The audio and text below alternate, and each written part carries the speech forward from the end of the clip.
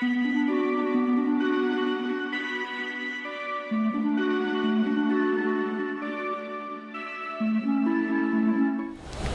Friends, welcome to pebbles. நான் உங்கள் கோபி சுதா. நம்ம இன்றைக்கி செய்ய போகிறது வெந்தயக்கீரை சூப். அதாவது வெந்தயக்கீரை கிடையாது, கீரை மட்டும் நம்ம தனியாக எடுத்துகிட்டு தண்டு மட்டும் நம்ம தனியாக எடுத்துக்கலாம்.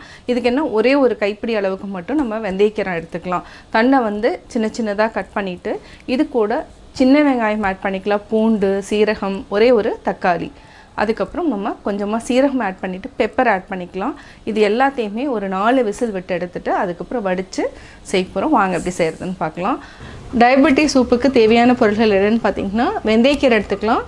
வெந்தயக்கீரையினோட தண்டு மட்டும் எடுத்துக்கலாம். அது கூடயே ஒரு கைப்பிடி அளவுக்கு வெந்தயக்கீரையை ஆட் பண்ணிக்கலாம். கீரையினோட அடித்தண்டு, அதாவது வேரை வந்து நம்ம கிள்ளி எறிஞ்சிட்டு இந்த பாகத்தை மட்டும் நம்ம யூஸ் பண்ணிக்கலாம். ஏன்னா இதில் என்னென்னா கசப்புத்தன்மை நிறையா இருக்குது, அது மட்டும் இல்லாமல் மருத்துவ குணங்களும் நிறையா இருக்கிறதுனால நம்ம இதை எடுத்துக்கலாம். இதுக்கு தேவையான பொருட்கள் என்னென்னா, சீரகம் 1 டீஸ்பூன், சின்ன வெங்காயம் 4 எடுத்துக்கலாம், 3 பல் பூண்டு, இதுக்கு வந்து 2 டீஸ்பூன் அளவுக்கு நம்ம பாசிப்பருப்பு ஊற வச்சுருக்கிறோம், ஒரு தக்காளி அல்லது அரை தக்காளி. இப்போ எப்படி செய்கிறதுன்னு பார்க்கலாம். ஃபஸ்ட்டு நீங்கள் இதை கட் பண்ணிக்கோங்க. அதுக்கப்புறம் இதுவும் பூண்டு, சின்ன வெங்காயத்தை தட்டிக்கலாம், தக்காளியை அரிஞ்சு ஆட் பண்ணிக்கலாம்.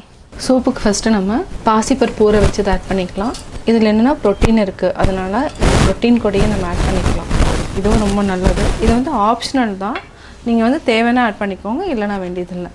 சீரகம், இது கூட 4 வெங்காயம், அதாவது சின்ன வெங்காயத்தை நம்ம தட்டி வச்சுருக்கிறோம், இதையும் ஆட் பண்ணிக்கலாம். பூண்டு 3 பல், எல்லாத்தையுமே தட்டி ஆட் பண்ணிக்கலாம்.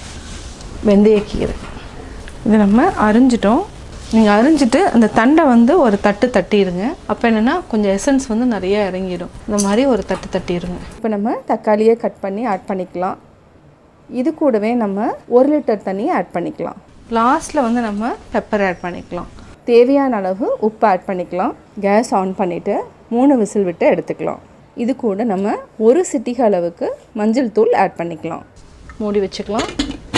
3 அல்லது 4 விசில் விட்டு எடுத்துக்கலாம். சூப்புக்கு நம்ம 3 விசில் விட்டு எடுத்துட்டோம். பார்த்திங்கன்னா நல்லா வெந்துடுச்சு. இதை வந்து நம்ம வடிச்சுக்கலாம்.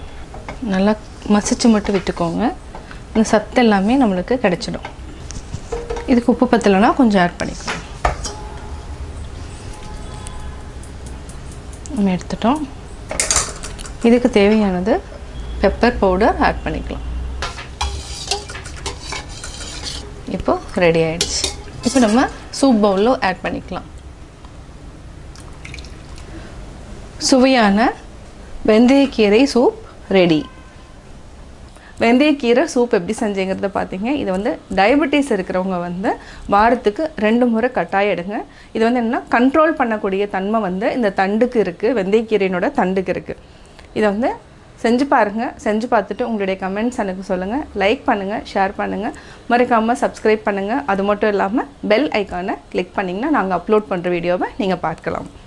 என்னோடய குக்கிங் வீடியோ முடிஞ்சதுக்கப்புறம் பார்த்தீங்கன்னா ஒரு திருக்குறள் வந்து நீங்கள் பார்க்கலாம். உங்கள் குழந்தைகளுக்கு நீங்கள் சொல்லித்தரலாம். தன்னுயிர்க்கு என்னாமை தானறிவான் என் கொலோ மண்ணுயிர்க்கு என்னா செயல். தன் உயிர்க்கு துன்பமானவை இவை என்று உணர்ந்தவன் மற்ற உயிர்களுக்கு துன்பங்களை செய்தல் என்ன காரணம் கருதியோ